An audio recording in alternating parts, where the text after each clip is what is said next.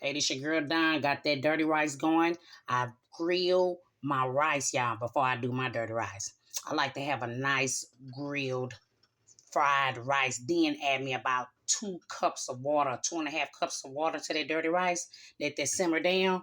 And I'm going to top that over with some smothered shrimp. Flour, seasoned shrimp. I let it sit for about an hour and a half. That's going to go over that dirty rice, y'all. Smothered shrimp. Smothered shrimp going down, heating up that pot. Stay tuned.